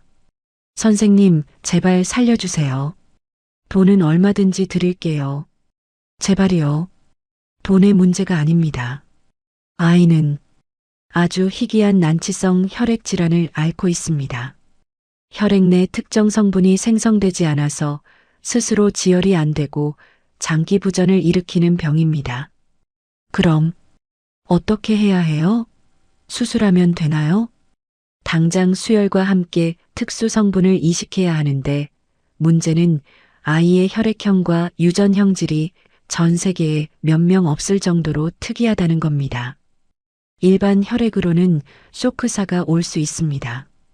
이서윤의 얼굴에서 핏기가 완전히 사라졌습니다. 교수가 조심스럽게 말을 이었습니다. 유일한 희망은 부모나 직계 혈족 중에서 유전자가 완벽하게 일치하는 공여자를 찾는 겁니다. 일단 산모님부터 검사를 해보시죠. 이서윤은 일말의 망설임도 없이 팔을 걷어붙였습니다. 한재영과 이서윤의 친척들까지 모두 긴급 호출되어 체열을 마쳤습니다. 피가 마르는 시간이 흐르고 검사 결과가 모니터에 떴습니다. 하지만 결과는 참혹했습니다. 이서윤은 물론이고 그 누구도 아이와 일치하지 않았습니다. 교수가 난감한 표정으로 고개를 저었습니다. 안타깝게도 산모님과 친척분들 모두 불일치합니다. 거짓말. 그럴 리 없어요. 제가 엄마잖아요. 제 핏줄인데 왜 안 맞아요? 다시 검사해 주세요. 제발. 이서윤이 교수의 가운을 잡고 매달리며 절규했습니다. 그녀는 바닥에 주저앉아 가슴을 치며 통곡했습니다. 하느님, 차라리 저를 데려가세요. 제 목숨 다 가져가시고 제발 우리 아기만 살려주세요. 이제야 겨우 살만해졌는데 그 모습을 지켜보던 한재현은 입술을 꽉 깨물었습니다. 그는 병실 밖으로 나와 떨리는 손으로 휴대폰을 꺼냈습니다. 저장된 이름 목록에서 가장 누르고 싶지 않았던 하지만 지금은 유일한 희망인 그 이름을 찾았습니다. 강도준. 신호음이 길게 이어졌습니다. 강도준은 폐인처럼 불 꺼진 방에 처박혀 있다가 휴대폰 진동 소리에 겨우 눈을 떴습니다. 화면에 뜬 한재현의 이름을 보고 그는 미간을 찌푸렸습니다. 지금 이 상황에 조롱이라도 하려는 건가 싶어 전화를 받지 않으려다 왠지 모를 불길함에 통화 버튼을 눌렀습니다. 할 말 없으니 끊어. 살리고 싶으면 당장 튀어와. 한재현의 목소리는 다급함을 넘어 처절하기까지 했습니다. 무슨 소리야? 아이가, 당신 아들이 죽어가고 있어. 강도준의 심장이 덜컥 내려앉았습니다. 수화기를 든 손이 심하게 떨려왔습니다. 그게 무슨 아들이 죽어가다니? 서윤이는? 아이는 건강하게 태어난 거 아니었어? 희귀병이야. 당장 골수가 필요한데 서윤 씨도 안 맞는데. 친부인 당신이 유일한 희망이라고. 묻지도 따지지도 말고 당장 태성대학병원 신생아실로 와. 1분 1초가 급해. 전화가 뚝 끊겼습니다.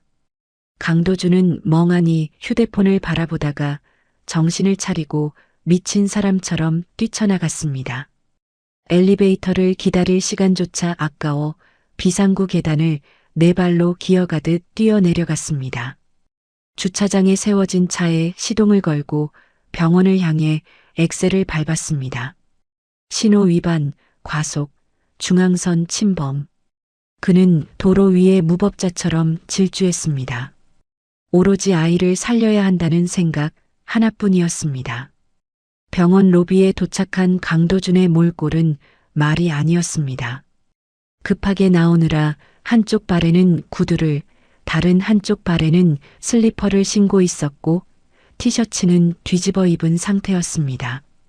엘리베이터가 오지 않자 그는 7층 신생아실까지 계단으로 뛰어 올라갔습니다.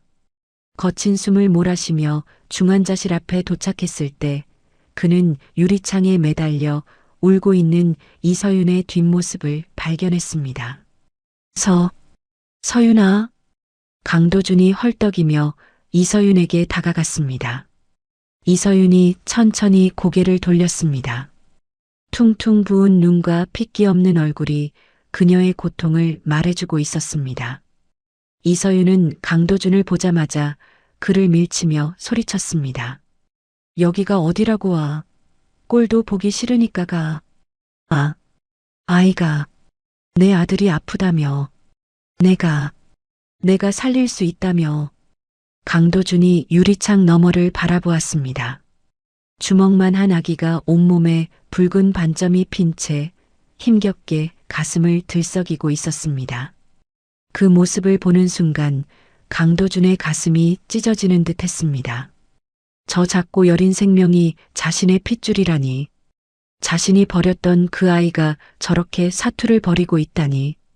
죄책감이 파도처럼 밀려와 강도준을 집어삼켰습니다. 아가. 강도준이 유리창에 손을 대고 흐느꼈습니다. 내가 잘못했다. 아빠가 미안해. 이렇게 아픈 줄도 모르고. 그때 갑자기 인큐베이터 옆에 있는 모니터에서 요란한 경고음이 울리기 시작했습니다. B-, B-, B-. 아이의 심박수 그래프가 급격하게 떨어지더니 일직선에 가깝게 변해갔습니다. 코드 블루. 신생아 중환자실. 다급한 안내 방송과 함께 의료진들이 우르르 병실 안으로 뛰어들어갔습니다. 의사가 인큐베이터 뚜껑을 열고 아이의 작은 가슴을 손가락으로 압박하며 심폐소생술을 시작했습니다. 에피네프린 투여해. 산소 포화도 계속 떨어집니다. 제세동기 준비해. 안 돼. 우리 아기 살려내요. 하지마. 아프게 하지 마요. 이서윤이 비명을 지르며 유리를 두드렸습니다. 한재현이 뒤에서 이서윤을 꽉 껴안아 진정시켰지만 그의 눈에서도 눈물이 흐르고 있었습니다. 강도준은 그 자리에서 무릎을 꿇었습니다. 그는 바닥에 머리를 박고 평생 믿지도 않던 신을 찾으며 빌었습니다.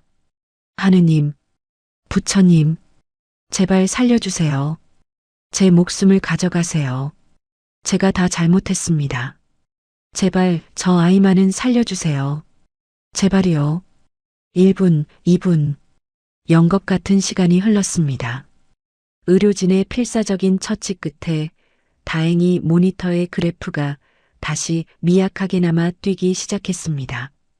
하지만 이것은 임시방편일 뿐 근본적인 해결책이 아니었습니다. 담당 교수가 땀을 닦으며 밖으로 나왔습니다. 그의 표정은 매우 어두웠습니다. 겨우 고비는 넘겼지만 오늘 밤을 넘기기 힘들 수도 있습니다. 지금 당장 이식을 하지 않으면 장기들이 버티지 못합니다. 교수가 강도준을 바라보며 물었습니다. 이분이 아이의 친부 되십니까? 강도준이 벌떡 일어나 교수의 손을 잡았습니다. 네, 제가 아비입니다. 제 거 다 가져다 쓰세요. 피든 뼈든 살이든 다 떼어가세요. 제발 우리 애 좀 살려주세요. 진정하십시오. 일단 유전자 검사부터 해야 합니다. 친부라고 해서 무조건 맞는 건 아닙니다. 확률은 반반입니다. 빨리요. 빨리 검사해 주세요. 간호사가 급하게 강도준을 체열실로 데려갔습니다. 강도준은 자신의 팔뚝에 굵은 바늘이 꽂히는 것도 느끼지 못했습니다. 그저 제발 맞기를, 제발 자신이 아이를 살릴 수 있는 쓸모 있는 아비이기를 간절히 빌 뿐이었습니다. 검사 결과가 나오기까지 걸리는 시간은 2시간. 대기실의 공기는 숨이 막힐 듯 무거웠습니다. 이서윤은 탈진하여 의자에 쓰러지듯 앉아 있었고 한재현은 초조하게 복도를 서성였습니다. 강도준은 수술실 앞바닥에 주저앉아 멍하니 붉은색 수술 중 램프만 바라보고 있었죠. 세 사람 모두 아무 말도 하지 않았지만 같은 생각을 하고 있었습니다. 제발, 제발. 드디어 검사실 문이 열리고 교수가 결과지를 들고 뛰어왔습니다. 세 사람의 시선이 동시에 교수의 입술에 집중되었습니다. 교수의 표정이 묘하게 일그러져 있었습니다.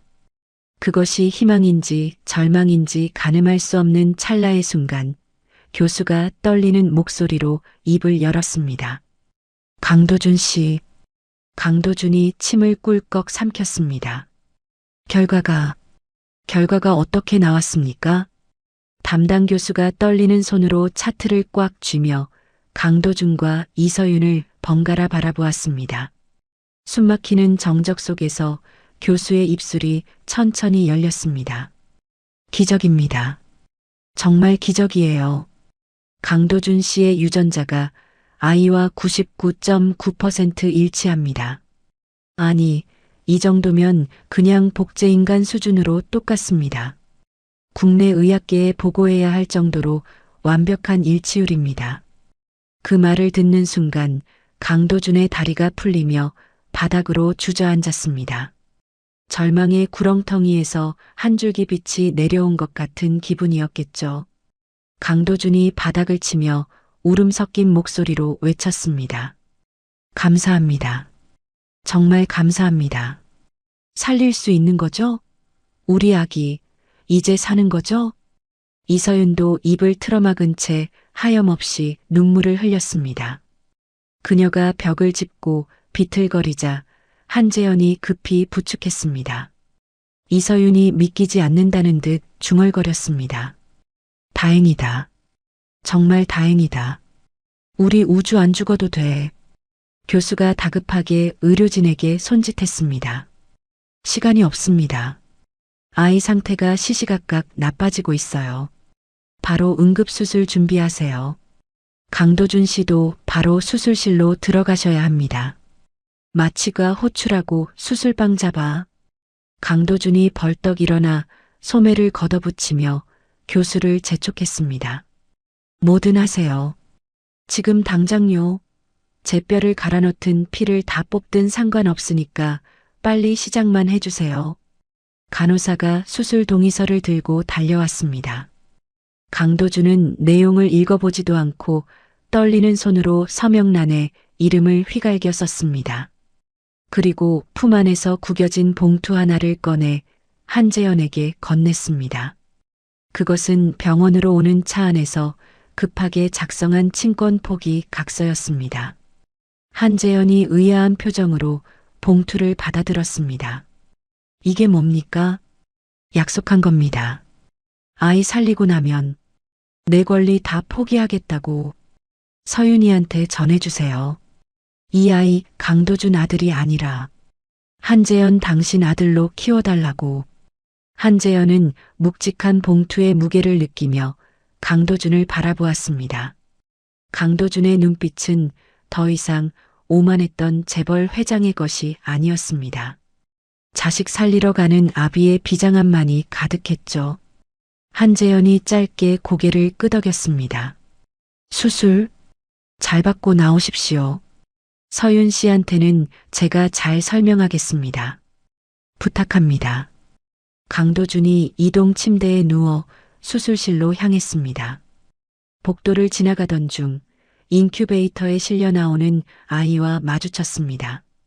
작디 작은 몸에 온통 붉은 반점이 피어오른 아이는 가쁜 숨을 몰아쉬며 생명의 끈을 놓지 않으려 애쓰고 있었습니다. 의료진이 잠시 이동을 멈췄습니다. 강도준이 떨리는 손을 뻗어 인큐베이터의 차가운 유리를 어루만졌습니다. 우주야. 이서윤이 지어준 아이의 이름. 처음 불러보는 아들의 이름이 혀끝에서 비릿하게 맴돌았습니다. 강도준이 유리창 너머 아이의 귀에 닿길 바라며 작게 속삭였습니다. 아빠가 미안해. 아빠가 너무 늦게 알아봐서 미안해. 조금만 참아. 아빠가 다 낫게 해줄게. 마치 그 목소리를 들은 것처럼 아이의 눈꺼풀이 파르르 떨렸습니다. 강도준은 입술을 꽉 깨물어 터져나오는 울음을 삼켰습니다. 뒤따라오던 이서윤이 그 모습을 보고 고개를 돌려 흐느꼈습니다. 증오했던 남자였지만 지금 이 순간만큼은 아이를 위해 목숨을 건 아빠의 모습이었으니까요. 이서윤의 마음속에서 미움과 연민이 뒤엉켜 복잡한 파도를 만들어내고 있었습니다. 산소 마스크 씌우세요. 들어갑니다. 마취가 의사의 지시와 함께 강도준과 아이가 각각 다른 수술실 문 안으로 사라졌습니다. 수술 중이라는 붉은 등이 켜지는 순간 복도에는 무거운 침묵만이 남았습니다. 이서윤은 수술실 앞 의자에 앉아 두 손을 모으고 기도를 시작했습니다. 제발 두 사람 모두 무사하게 해달라고, 더 이상의 비극은 없게 해달라고 빌고 또 빌었습니다. 수술실 안은 그야말로 전쟁터였습니다. 강도준의 골반에서 골수를 채취하는 과정은 생각보다 훨씬 고통스럽고 위험했습니다. 이미 극심한 스트레스와 며칠간의 음주, 영양 결핍으로 강도준의 몸 상태가 최악이었기 때문입니다. 마취가 들어갔지만 강도준의 바이탈 사인은 불안정하게 춤을 췄습니다. 혈압 떨어집니다. 80에 50, 수축기 혈압 계속 내려갑니다. 승합제 투여해. 수액 라인 하나 더 잡아. 집도이가 다급하게 소리쳤습니다.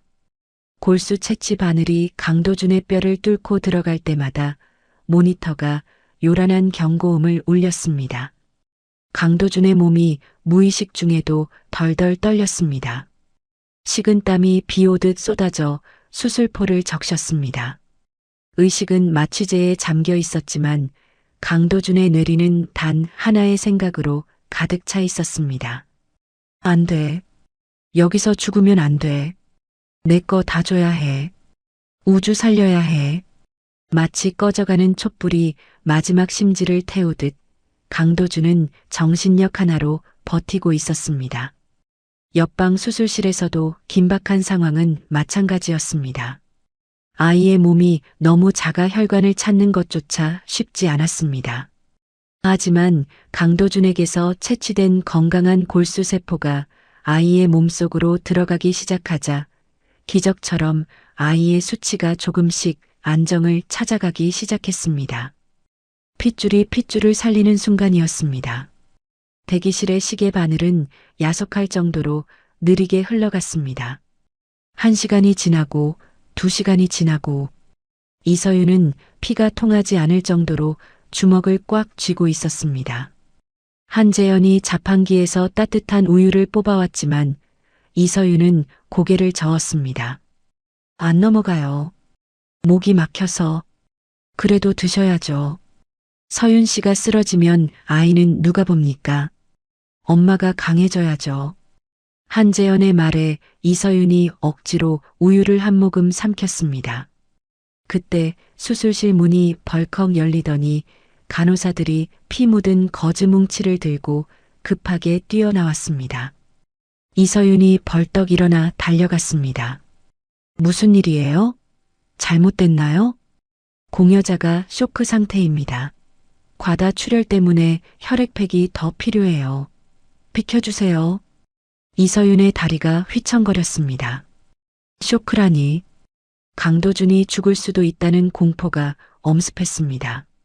자신을 버린 남자, 평생 용서할 수 없을 것 같았던 남자였지만 아이를 위해 죽음을 불사하고 있다는 사실이 이서윤의 가슴을 후벼 팠습니다. 안 돼. 죽지 마. 강도준. 죽으면 안 돼. 이서윤이 수술실 문을 붙잡고 주저앉아 오열했습니다. 한재현이 이서윤을 감싸 안으며 묵묵히 등을 토닥여 주었습니다. 또다시 지옥 같은 시간이 흐르고 마침내 수술실 위에 붉은 등이 꺼졌습니다. 마스크를 벗으며 나오는 교수의 얼굴은 땀범벅이었지만 눈빛만은 밝게 빛나고 있었습니다. 이서윤과 한재현이 동시에 교수 앞으로 달려갔습니다. 선생님, 어떻게 됐습니까? 교수가 깊은 숨을 내쉬며 미소를 지었습니다. 성공입니다.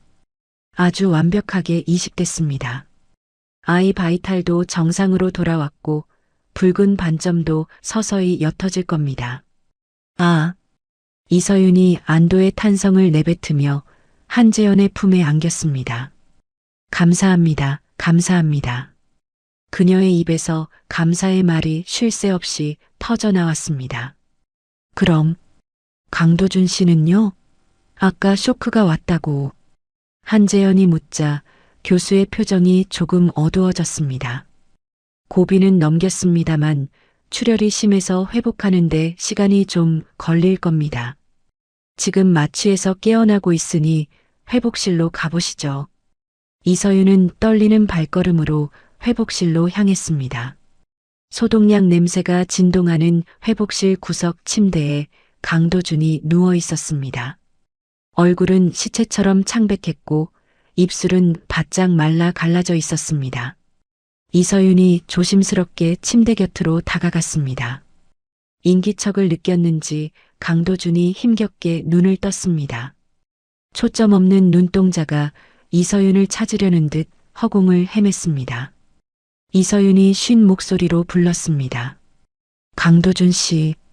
강도준이 천천히 고개를 돌려 이서윤을 바라보았습니다. 그의 입술이 달싹거리며 무어라 말하려 했지만 목소리가 나오지 않았습니다. 이서윤이 귀를 가까이 댔습니다. 아, 아이는, 우주는, 자신의 몸보다 아이의 생사를 먼저 묻는 그 모습에 이서윤의 눈시울이 붉어졌습니다. 살았어요. 수술 잘 됐대요. 당신 덕분에 우리 우주 살았어요. 강도준의 눈꼬리가 휘어지며 옅은 미소가 번졌습니다. 그리고 눈가에서 눈물 한 방울이 주르륵 흘러내려 베개를 적셨습니다. 다행이다. 정말 다행이야. 강도준이 떨리는 손을 들어 이서윤의 손을 잡으려다 멈칫했습니다. 자신의 더러운 손으로 그녀를 만질 자격이 없다는 듯 그는 손을 거두어 침대 시트를 움켜쥐었습니다. 그리고 고개를 돌려 벽을 바라보며 힘겹게 말을 이었습니다. 서윤아, 네, 이제 약속 지킬게. 약속이라니요?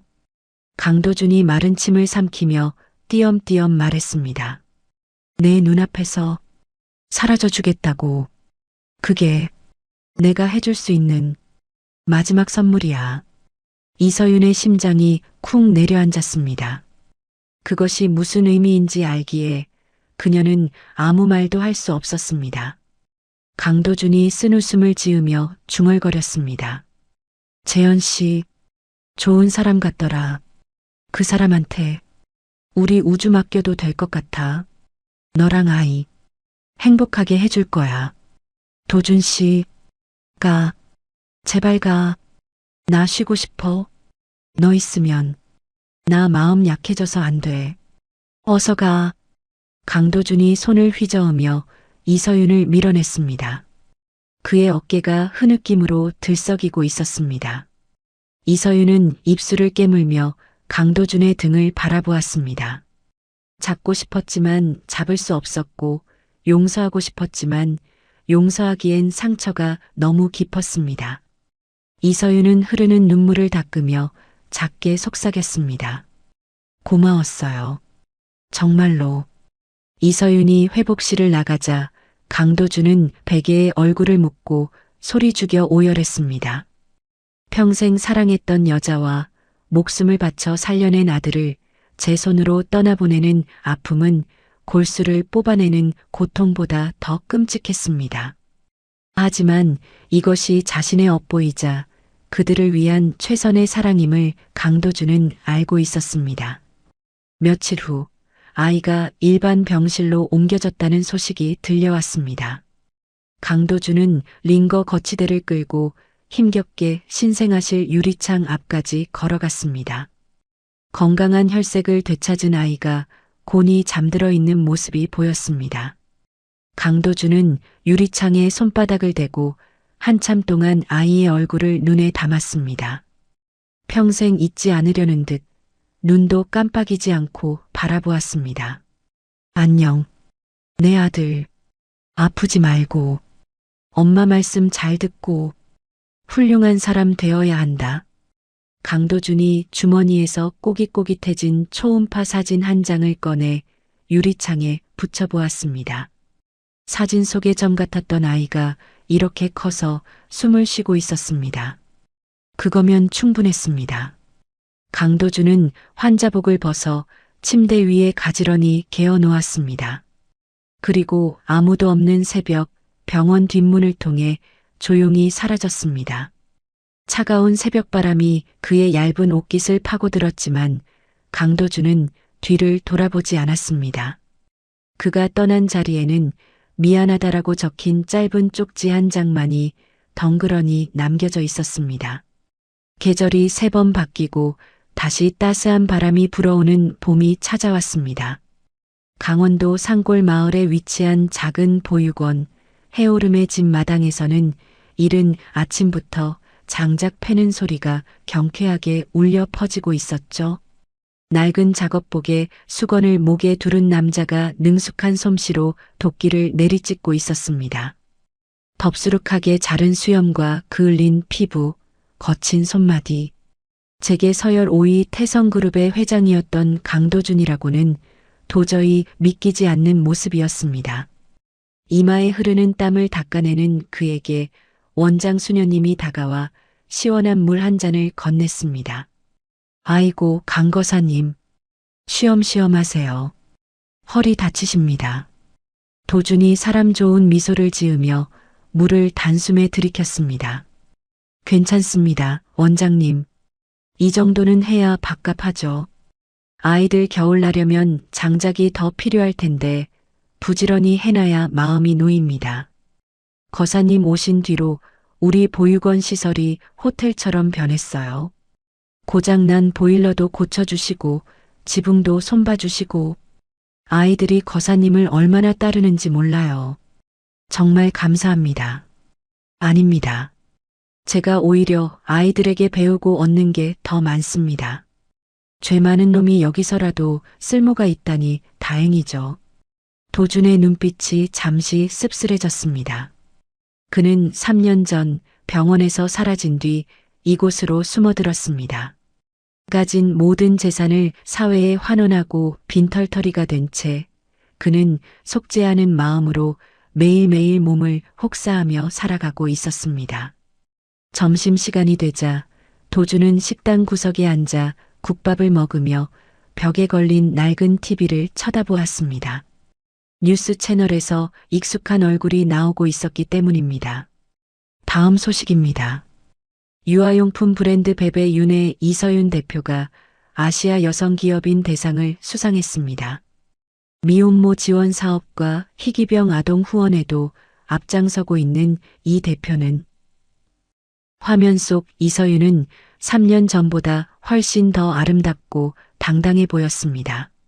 그녀의 곁에는 든든한 파트너이자 법률 고문인 한재현이 환하게 웃으며 서 있었죠. 도준은 숟가락을 멈춘 채 화면 속 두 사람을 멍하니 바라보았습니다. 그의 입가에 옅은 미소가 번졌습니다. 잘 지내는구나. 정말 다행이다. 서윤아, 축하한다. 도준은 TV를 향해 작게 고개를 끄덕이고는 다시 국밥을 입에 넣었습니다. 뜨거운 국물이 목을 타고 넘어가는데 왜인지 가슴 한구석이 욱신거려 눈시울이 뜨거워졌습니다. 며칠 뒤 도준은 원장님께 휴가를 청하고 서울행 시외버스에 몸을 실었습니다. 1년에 딱 한 번 그가 서울을 찾는 날이었습니다. 바로 아들 우주의 생일이 있는 주말이었거든요. 도주는 모자를 푹 눌러 쓰고 한강공원 구석진 벤치에 자리를 잡았습니다. 따스한 햇살 아래 수많은 가족이 텐트를 치고 웃고 떠들며 봄날을 만끽하고 있었습니다. 도준의 시선은 멀리서 걸어오는 세 사람에게 고정되었습니다. 이서윤과 한재현 그리고 그 사이에서 아장아장 걷고 있는 4살 배기 남자아이였습니다. 우주였습니다. 죽을 고비를 넘겼던 아이라고는 믿기지 않을 만큼 우주는 통통하게 살이 오르고 건강해 보였습니다.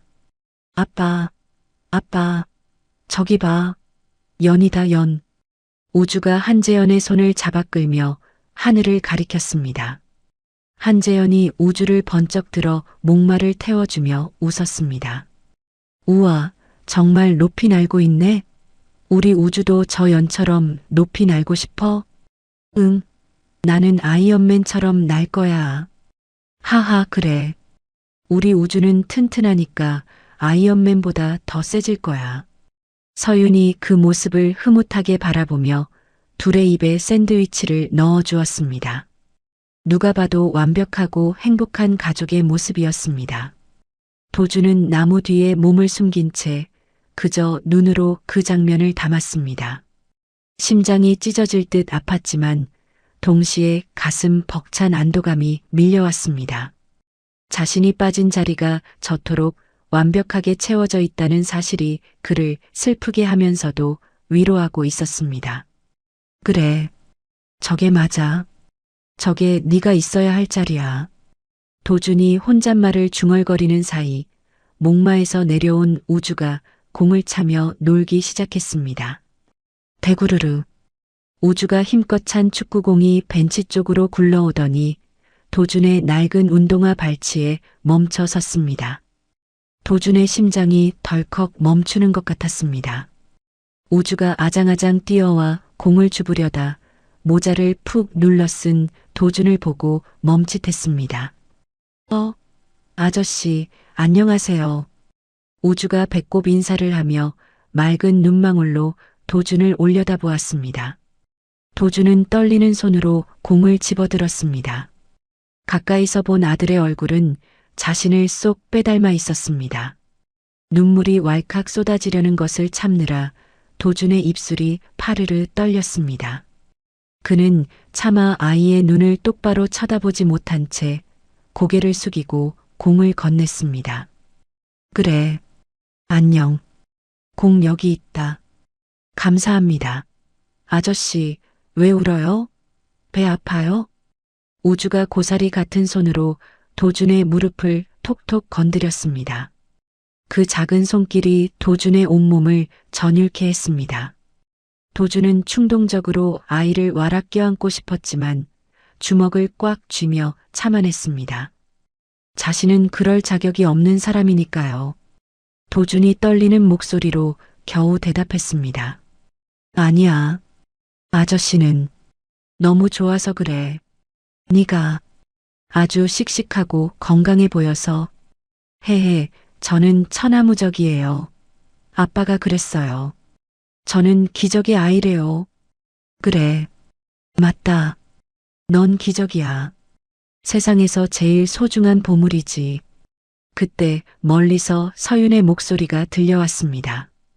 우주야, 거기서 뭐해? 이리 와, 밥 먹어야지. 네, 엄마. 갈게요. 우주가 공을 옆구리에 끼고 뒤를 돌았습니다. 그러다 다시 도준을 돌아보며 해맑게 웃었습니다. 아저씨도 안녕히 계세요. 건강하세요. 응, 너도 건강해라. 부디 행복하게. 우주가 서윤과 재현이 있는 돗자리 쪽으로 뛰어갔습니다. 서윤이 우주를 맞아주며 옷에 묻은 흙을 털어주었습니다. 누구랑 얘기했어? 저기 모자 쓴 아저씨가 공 주워주셨어. 근데 아저씨가 울고 있었어. 울고 계셨어? 서윤이 의아한 표정으로 우주가 가리킨 벤치 쪽을 바라보았습니다. 순간 서윤의 동작이 멈췄습니다. 낡은 점퍼에 모자를 푹 눌러 쓴 남자의 뒷모습. 초라한 행색이었지만 서윤은 단번에 알아볼 수 있었습니다. 그 익숙한 어깨의 실루엣을 모를 리가 없었죠. 도준이었습니다. 서윤의 눈동자가 흔들렸습니다. 재현이 서윤의 어깨를 감싸며 물었습니다. 왜 그래요? 아는 사람입니까?